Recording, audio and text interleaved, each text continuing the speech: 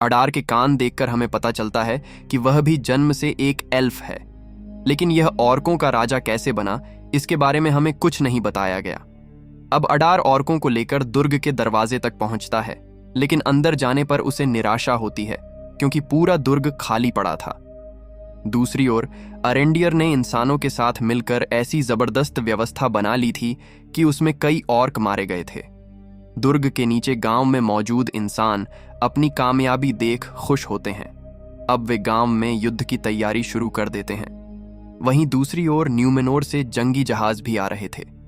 न्यूमेनोर की पूरी सेना जहाज पर सो रही थी, पर इजलडोर किनारे की ओर झांकने के लिए बेचैन था। इसी दौरान उसकी मुलाकात ग्लैडियल से होती है। ग्लैडियल को यहां पता चलता है कि इजलडोर दरअसल एल्फों के साथ मधुर संबंध रखने का पक्षधर है और इसीलिए वह हमेशा से न्यूमेनोर से दूर जाने की सोचता रहा है। ग्लैडियल एरेंडियर से इजलडोर की मां के बारे में पूछती है। एरेंडियर उसे बताता है कि वह डूब गई थी। तभी एरेंडियर अंदर जाकर महारानी को सूचना देता है कि किनारा आ गया है और वे अपने गंतव्य तक पहुंच चुके हैं। उधर साउथलैंड में अरेंडियर सोरोन की तलवार को नष्ट करने की कोशिश कर रहा था, परंतु हर संभव प्रयास करने के बावजूद वह तलवार टूटने का नाम नहीं ले रही थी।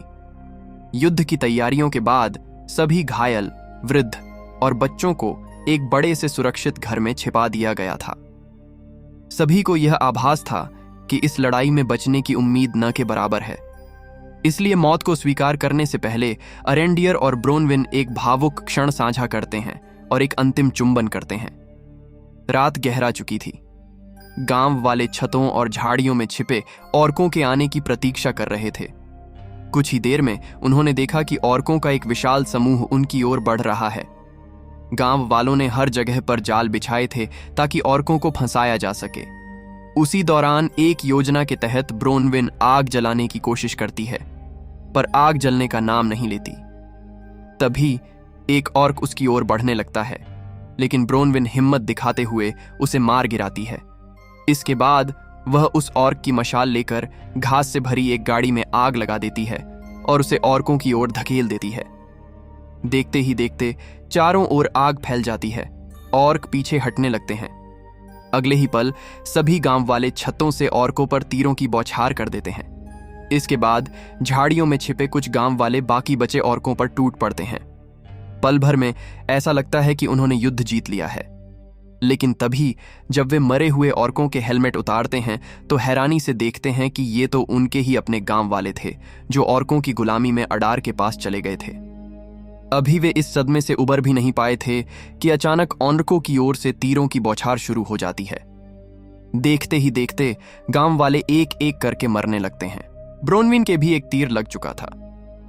अरेंडियर ने तीर को निकालकर उसके घाव पर आग से उपचार कर खून का बहना रोकने की कोशिश की। तभी ऑर्क उनके मजबूत घर को तोड़ते हुए अंदर घुस आते हैं।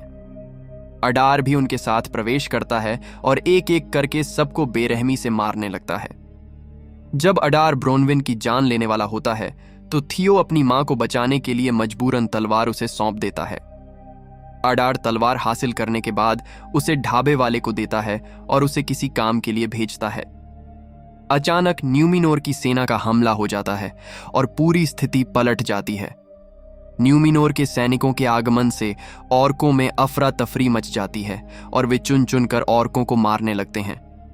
जब ऑर्क हारने लगते हैं तो अडार घोड़े पर सवार होकर भागने की कोशिश करता है। ग्लैडियल उसका पीछा करती है, लेकिन हेलब्रेंड आगे से आकर अडार के घोड़े को गिरा देता है, जिससे अडार पकड़ा जाता है। अब ग्लैडियल अडार से पूछताछ करती है।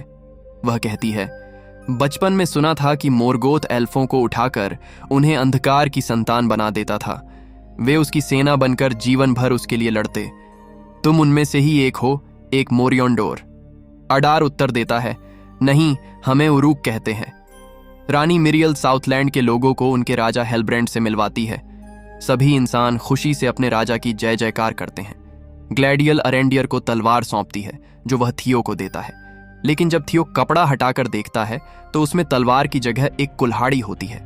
असल में तलवार, जो एक चाबी थी, अडार ने ढाबे वाले आदमी को दी थी। उस आदमी ने चाबी से किसी प्राचीन ताले को खोला, जिससे आसपास की जमीन हिलने लगी और बांध का पानी गांव की ओर आने लगा।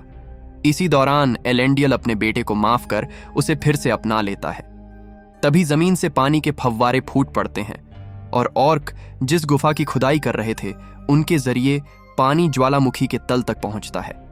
ज्वालामुखी में आग और पानी के संपर्क से अचानक विस्फोट होता है और हर ओर आग के गोले बरसने लगते हैं। इस भयावह दृश्य के सामने ग्लैडियल स्तब्ध खड़ी रह जाती है और ज्वालामुखी की अग्नि उसे चीरती हुई आगे बढ़ जाती है। इसी मोड़ पर छठा एपिसोड समाप्त हो जाता है।